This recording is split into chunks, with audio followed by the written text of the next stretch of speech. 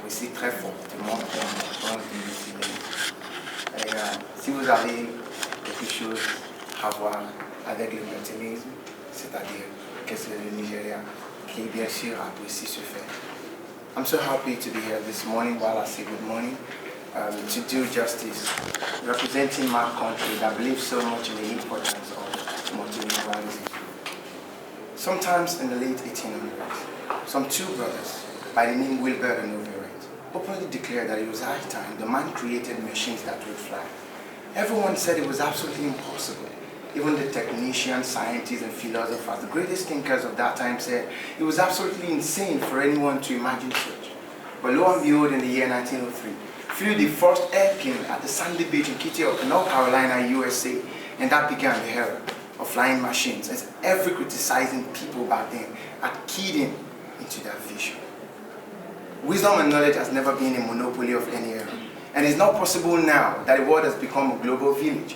This line goes a long way in buttressing one of my favorite Lome-Togo quotes that says, the world no longer needs more of supernatural people, nor of geniuses.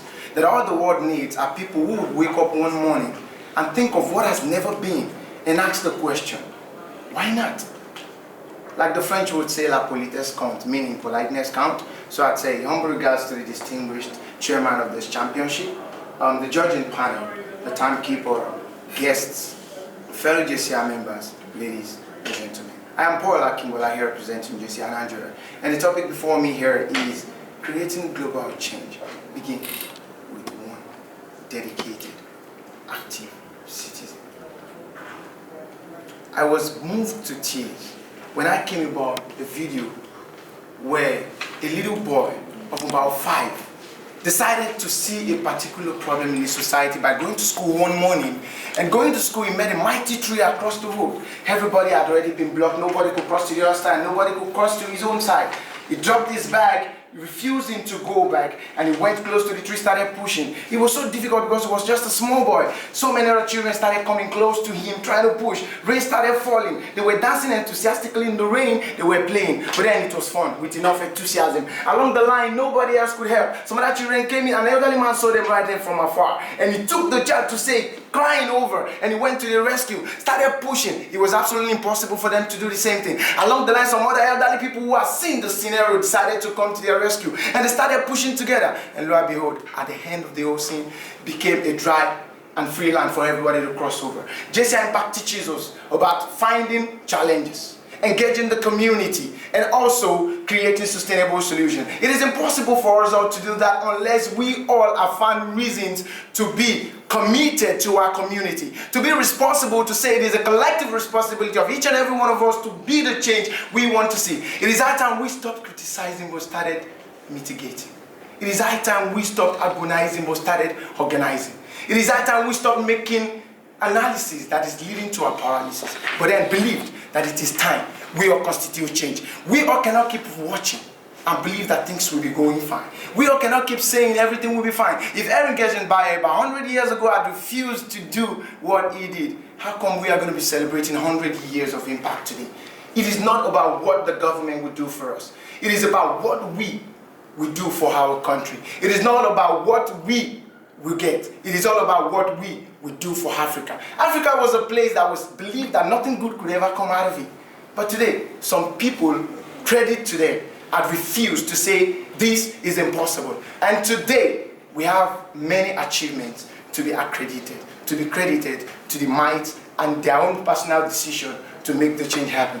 I believe that our world can be better. And I was so impressed when I saw a video by the senior advisor to the UN Foundation who said, begin now at your community. Pick 1 or 2, maybe at most 3 of the Millennium Development Goals that applies most particularly to your home situation. Kofi Annan, the former UN Secretary General, also said, begin at your community, in your own university, in your own little town.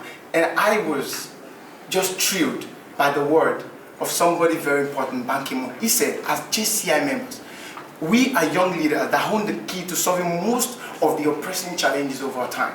What is it that we have identified as a need for us to fix? What is it that we have identified as a need in our community? We all cannot create a better society until we start doing things the same way they are supposed to be done. I believe thinking about one of Paul Akingbola statements in Nigerian political icon. They said, an invaluable service I have rendered. That invaluable service I shall continue to render. The only way we can create a better society that is so free of conflict, trouble, terrorism, crime, unemployment, poverty, and the others is to identify need as individual members, because global change will not only begin as a communal decision, but as the decision of me, the decision of you, the decision of all of us who are going to say no to every impossibilities, but say yes to making change and achievement, thereby creating a paradise on earth, a world that is good for you and I. And at the end of the day, we can say we came, we saw, and we made the difference. While I say thank you so much for taking your time to listen out to me and giving me your attention, I'd like to say, let's all live fully to completely love making a difference in this good business of impact through positive change, a sine qua non to creating a better world. Thank you.